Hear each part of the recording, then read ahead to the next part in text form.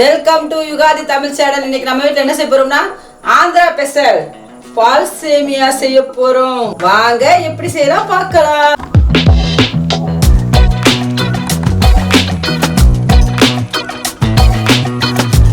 அடுப்பை பற்ற வச்சுட்டு சட்டியை வச்சுட்டு ஒரு கிளாஸ் தண்ணி ஊற்றிக்கிறேன்.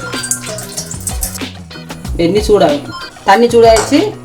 இப்போ சவ்வரிசி பாலை சேர்த்து சவ்வரிசி இதை கலந்துக்கும்.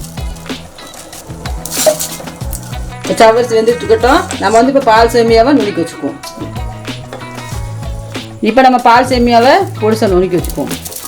ஏன்னா பாயாசம் போடுறதுனால போது நல்லா நுணுக்கியாச்சு. அரை கிளாஸ் சவ்வரிசிக்கு இப்போ நான் 2 கிளாஸ் சீனி எடுத்திருக்கேன். அதோட சவ்வரிசியோட போட்டு வேக வைக்க போகிறேன். நல்லா சீனி உருவி வரட்டும். சவ்வரிசி கொஞ்சம் வேகணும். இப்போ சவ்வரிசி நல்லா வந்துருச்சு. சீனி நல்லா கரைஞ்சிருச்சு. இப்போ நம்ம ஆந்திரா பால் சேமியாவை இதோட சேர்த்துக்குவோம். அடுப்பை சிம்மில் வச்சுக்குவோம். இதோட பால் சேமியாவையும் அதை நல்லா கிண்டி விட்டுட்டு அதை ஊற வச்சுருவோம். கீழே எடுத்து இறக்கி வச்சுருவோம். இறக்கி வச்சுட்டு ஒரு தாளிப்பை ரெடி பண்ணுவோம். கரண்டி வச்சுருக்கோம். நெய் 2 ஸ்பூன் நெய்.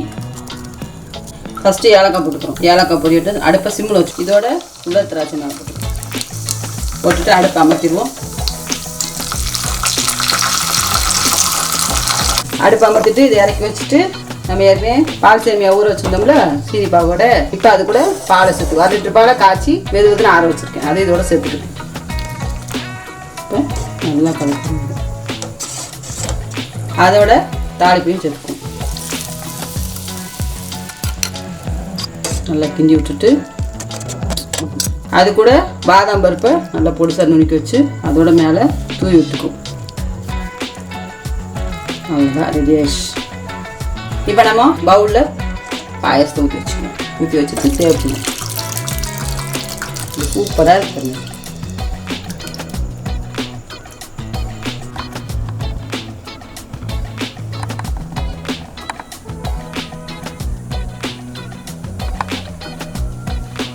பாயாசம் சூப்பராக இருக்கு பாருங்க.